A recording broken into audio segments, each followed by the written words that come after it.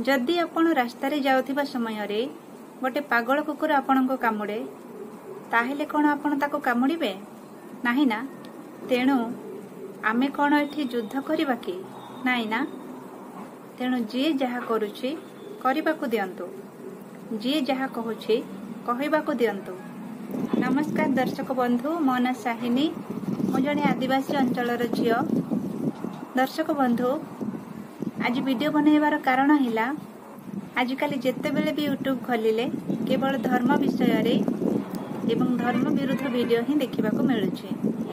मोर प्रिय भाई और भौणी माने, जदि आपणकर कोटी कोटी टंकार क्षति न हेउछि ताहेले ए वीडियो को आरंभରୁ शेष पर्यंत देखंतो। होय तो ए वीडियो देखि सारिला परे आपणक जीवनर गतिपथ बदली जाई पारे।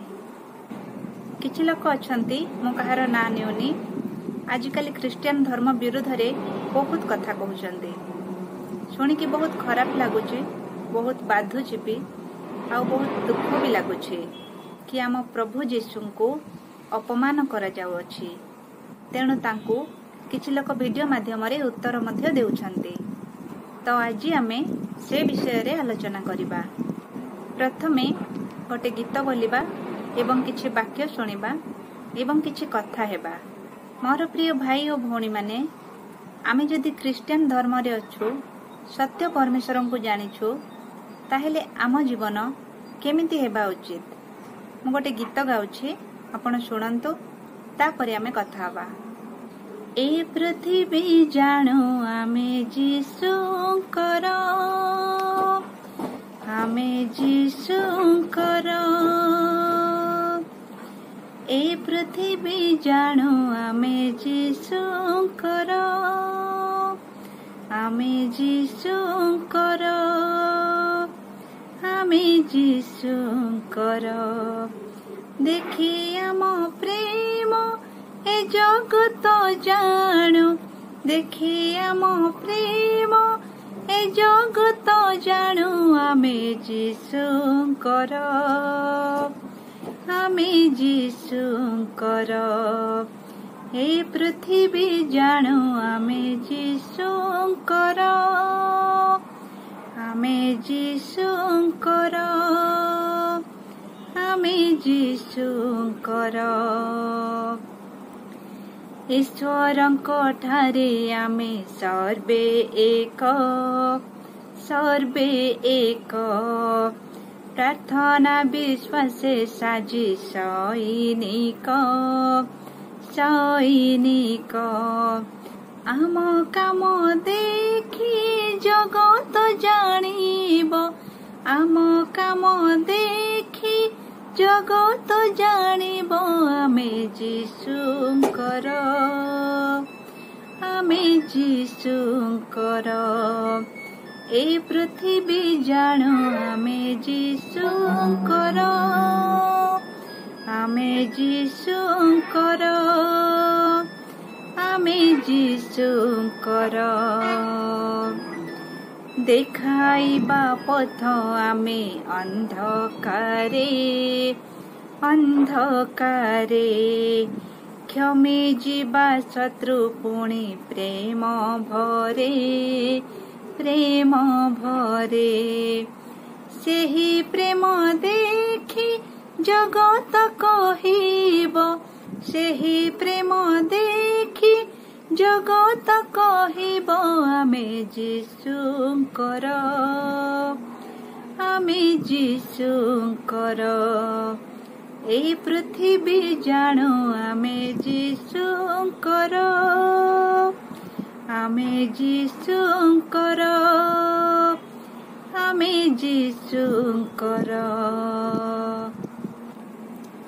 ए पृथ्वी जानो आमे यीशुंकर। केमिति जानिबे? आम प्रेम द्वारा। आम प्रेम देखि ए जगत जानो आमे यीशुंकर। देखि आम प्रेम ए जगत जानो आमे यीशुंकर। ईश्वरंक ठारे आमे सर्वे एक।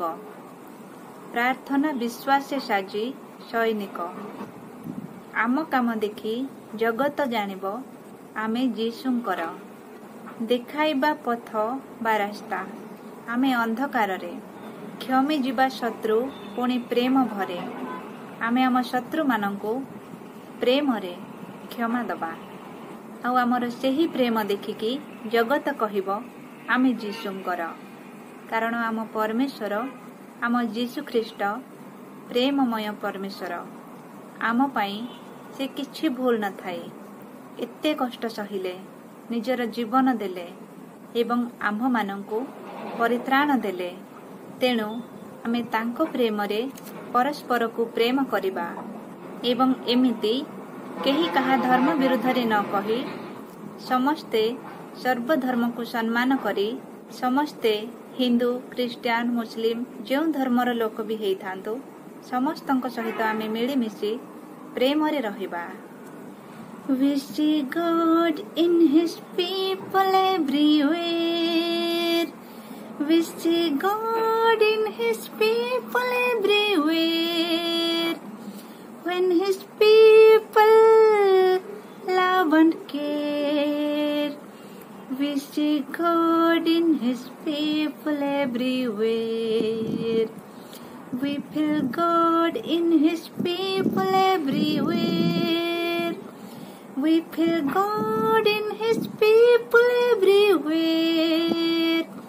When His people love and care, we feel God in His people everywhere. प्रिय भाई और भौणी माने, ମୁଁ ଯେତେବେଳେ ବସ୍ରେ ଯାଏ ତାହେଲେ ଅନେକ ଥର ଏମିତି ହେଇଛି, ମୋ ପାଖରେ କେହି ଜଣେ ବସିଥାନ୍ତି, ବୟସ୍କ ଲୋକ ହେଇଥାନ୍ତୁ, ସ୍ତ୍ରୀ ଲୋକ ହେଇଥାନ୍ତୁ କି ପୁରୁଷ ଲୋକ ହେଇଥାନ୍ତୁ। କିଛି ବାଟ ଯାତ୍ରା କଲା ପରେ, ମୋ ସହିତ କିଛି କଥା ହେଲା ପରେ ବହୁତ ଥର ବହୁତ ଲୋକ କହିଛନ୍ତି, ଝିଅ ତୁମେ ଖ୍ରୀଷ୍ଟିଆନ ନା? ସେତେବେଳେ ମୋତେ ବହୁତ ଖୁସି ଲାଗେ ମନେ ମନେ। ଆଉ ମୁଁ କୁହେ, କାହିଁ କ'ଣ ହେଲା କି ଆଣ୍ଟି କିମ୍ବା ଅଙ୍କଲ ଯାହାବି? ତ ସେ କୁହନ୍ତି, ନାଇଁ ତମ କଥାବାର୍ତ୍ତା, ତମ ବ୍ୟବହାର, ତମ ଚାଲିଚଳନୀରୁ ତମକୁ ଦେଖିଲେ ଜଣାପଡ଼ୁଛି ତୁମେ ଖ୍ରୀଷ୍ଟିଆନ ବୋଲି। ତ ମୋତେ ବହୁତ ଖୁସି ଲାଗେ। ଯୀଶୁ କୁହନ୍ତି, ନିଜର ସୌନ୍ଦର୍ଯ୍ୟ ପାଇଁ କିମ୍ବା ନିଜର ଧନ ପାଇଁ କିମ୍ବା ନିଜର ଯୌବନ ପାଇଁ ଗର୍ବ କର ନାହିଁ, ବରଂ ଏଇଥିପାଇଁ ଗର୍ବ କର କି ତୁମ୍ଭେ ଆମ୍ଭକୁ ଜାଣିଅଛ। ଆମେ ଯେ ଯୀଶୁଙ୍କୁ ସତ୍ୟ ଈଶ୍ୱରଙ୍କୁ ଜାଣିଅଛୁ, ସେଇଥିପାଇଁ ଆମେ ଗର୍ବ କରିବା ଉଚିତ। ମୋର ପ୍ରିୟ ଭାଇ ଓ ଭଉଣୀମାନେ, ଆମ ଧର୍ମକୁ ଯଦି କେହି ନିଚା ଦେଖାଇବାକୁ ଚେଷ୍ଟା କରେ, କେହି ଘୃଣା କରେ କିମ୍ବା କାହାକୁ ଶିଖାଏ ଆମ ଧର୍ମ ବିରୁଦ୍ଧରେ, ତାହେଲେ କିଛି ବି ଫରକ ପଡ଼ିବନି। କାରଣ ବାକ୍ୟରେ ଲେଖା ଅଛି ମାଥ୍ୟୁ 5:18, ଯେ ପର୍ଯ୍ୟନ୍ତ ଆକାଶମଣ୍ଡଳ ଓ ପୃଥିବୀ ଲୋପ ନ ପାଇବ, ସେ ପର୍ଯ୍ୟନ୍ତ ସମସ୍ତ ନ ଘଟିବା ଯାଏ ବ୍ୟବସ୍ଥାରୁ ଏକ ମାତ୍ରା କି ଏକ ବିନ୍ଦୁ କୌଣସି ପ୍ରକାରେ ଲୋପ ପାଇବ ନାହିଁ। ଆମକୁ ଆମ ଧର୍ମ ରକ୍ଷା କରିବାର କୌଣସି ଆବଶ୍ୟକତା ନାହିଁ। କାରଣ ସଦାପ୍ରଭୁ ପରମେଶ୍ୱର ଯାହା ଚାହାନ୍ତି ତାହା ହେବ। ଯୋଉଠି ଯାହା ଯେମିତି ହେବାର ଥିବ ତାହା ହେଇକି ହିଁ ରହିବ। ତେଣୁ ଆମେ କାହାକୁ ଜବାବ ଦେବା, କାହାକୁ ଘୃଣା କରିବା, କାହାକୁ ନିନ୍ଦା କରିବା କି କାହାକୁ ଗାଳି କରିବାର କୌଣସି ଆବଶ୍ୟକତା ନାହିଁ। ମୋର ପ୍ରିୟ ଭାଇ ଓ ଭଉଣୀମାନେ, ଯଦି ଆପଣ ରାସ୍ତାରେ ଯାଉଥିବା ସମୟରେ ଗୋଟେ ପାଗଳ କୁକୁର ଆପଣଙ୍କୁ କାମୁଡ଼େ, ତାହେଲେ କ'ଣ ଆପଣ ତାକୁ କାମୁଡ଼ିବେ? ନାହିଁ ନା। ତେଣୁ ଆମେ କ'ଣ ଏଠି ଯୁଦ୍ଧ କରିବା କି? ନାଇଁ ନା। ତେଣୁ ଯିଏ ଯାହା କରୁଛି କରିବାକୁ ଦିଅନ୍ତୁ, ଯିଏ ଯାହା କହୁଛି କହିବାକୁ ଦିଅନ୍ତୁ। କେହି କିଛି କହିଦେଲେ ସେମିତି କିଛି ବି ହୁଏନି। ଯୀଶୁ କୁହନ୍ତି ମାଥ୍ୟୁ 5:44, ତୁମ୍ଭମାନଙ୍କ ଶତ୍ରୁମାନଙ୍କୁ ପ୍ରେମ କର, ପୁଣି ଯେଉଁମାନେ ତୁମ୍ଭମାନଙ୍କୁ ତାଡ଼ନା କରନ୍ତି ସେମାନଙ୍କ ନିମନ୍ତେ ପ୍ରାର୍ଥନା କର। ତେଣୁ ଆମେ କାହାକୁ ଘୃଣା କରିବା ନାହିଁ, ବରଂ ତାଙ୍କ ପାଇଁ ଆମେ ପ୍ରାର୍ଥନା କରିବା। ପରମେଶ୍ୱର ତାଙ୍କୁ କ୍ଷମା କରନ୍ତୁ ଏବଂ ସଦ୍ବୁଦ୍ଧି ଦିଅନ୍ତୁ ବୋଲି ଆମେ ତାଙ୍କ ପାଇଁ ପ୍ରାର୍ଥନା କରିବା। ମୋର ପ୍ରିୟ ଭାଇ ଓ ଭଉଣୀମାନେ, ଲୁକ 23:34 ଲେଖା ଅଛି, ଯୀଶୁ କହିଲେ, ହେ ପିତା, ଏମାନଙ୍କୁ କ୍ଷମା କର, କାରଣ ଏମାନେ କ'ଣ କରୁଅଛନ୍ତି ତାହା ଜାଣନ୍ତି ନାହିଁ। ଠିକ୍ ସେମିତି ଆଜି ଯେଉଁମାନେ ଆମ ଧର୍ମ ବିରୁଦ୍ଧରେ କହୁଅଛନ୍ତି, ଧର୍ମ ବିରୁଦ୍ଧ କାର୍ଯ୍ୟ କରୁଅଛନ୍ତି, ସେମାନଙ୍କ ନିମନ୍ତେ ଆମେ ପ୍ରାର୍ଥନା କରିବା, କାରଣ ସେମାନେ କ'ଣ କରୁଅଛନ୍ତି ତାହା ଜାଣନ୍ତି ନାହିଁ। ପ୍ରଭୁ ତାଙ୍କର ମଙ୍ଗଳ କରନ୍ତୁ, ତାଙ୍କୁ ସଦ୍ବୁଦ୍ଧି ଦିଅନ୍ତୁ। ଯଦି କେହି କାହା ଧର୍ମ ବିରୁଦ୍ଧରେ କହୁଅଛି, ତାହେଲେ ତାହା କଥା ବିଶ୍ୱାସ କରିବା ଅପେକ୍ଷା ଆପଣ ନିଜେ ସେହି ଧର୍ମ ଗ୍ରନ୍ଥ ପଢ଼ନ୍ତୁ। ଯଦି ଆପଣଙ୍କ ପାଖରେ ବାଇବଲ ନାହିଁ, ତାହେଲେ କିଛି କଥା ନାହିଁ। ଆପଣଙ୍କ ପାଖରେ ତ ଫୋନ୍ ଅଛି। ଯେଉଁ ଫୋନ୍ରେ ଆପଣ ଏ ଭିଡ଼ିଓ ଦେଖୁଛନ୍ତି, ସେଇ ଫୋନ୍ରେ ଆପଣ ପ୍ଲେ ଷ୍ଟୋରକୁ ଯାଇକି ବାଇବଲ ଆପ୍ ଡାଉନଲୋଡ୍ କରି ଆପଣ ନିଜେ ଦେଖିପାରିବେ ବାଇବଲରେ କ'ଣ ସବୁ ଲେଖା ଅଛି। ଏବଂ ଆପଣ ଯେକୌଣସି ଧର୍ମର ବ୍ୟକ୍ତି ହେଇଥାନ୍ତୁ, ନିଜ ଧର୍ମର ଏବଂ ଅନ୍ୟ ଧର୍ମର ଧର୍ମଗ୍ରନ୍ଥ ନିହାତି ଭାବରେ ପଢ଼ନ୍ତୁ ଏବଂ ବୁଝନ୍ତୁ। ତାହେଲେ ଆପଣ ବୁଝିପାରିବେ କେଉଁ ଧର୍ମ ଶ୍ରେଷ୍ଠ, କେଉଁ ଧର୍ମର ଧର୍ମଶାସ୍ତ୍ରରେ କ'ଣ ଲେଖା ଅଛି। ସଦାପ୍ରଭୁ ଆପଣଙ୍କର ମଙ୍ଗଳ କରନ୍ତୁ। ଆପଣଙ୍କ ଜୀବନରୁ ହଜି ଯାଇଥିବା ଶାନ୍ତି ଆପଣଙ୍କୁ ମିଳୁ। ଆପଣ ସୁସ୍ଥ ରୁହନ୍ତୁ, ଖୁସିରେ ରୁହନ୍ତୁ ଏବଂ ଆପଣଙ୍କ ଜୀବନର ଲକ୍ଷ୍ୟ ପୂରଣ କରିବା ପାଇଁ ଆପଣଙ୍କୁ ଶକ୍ତି ଓ ସାହସ ମିଳୁ ଏବଂ ଆପଣ ଓ ଆପଣଙ୍କ ପରିବାରର ସମସ୍ତ ମନସ୍କାମନା ପୂରଣ ହେଉ। ଆପଣଙ୍କ ଜୀବନର ସମସ୍ତ ଦୁଃଖ, କଷ୍ଟ, ରୋଗ, ଅଭାବ, ଅସୁବିଧା ସବୁ ଦୂରେଇ ଯାଉ ଏବଂ ଆପଣଙ୍କ ଜୀବନରେ ସଫଳତା, ଆନନ୍ଦ, ସୁସ୍ଥତା, ଖୁସି ଏବଂ ଶାନ୍ତିର ସକାଳ ଖୁବ୍ ଶୀଘ୍ର ଆପଣଙ୍କ ଜୀବନରେ ଆସୁ।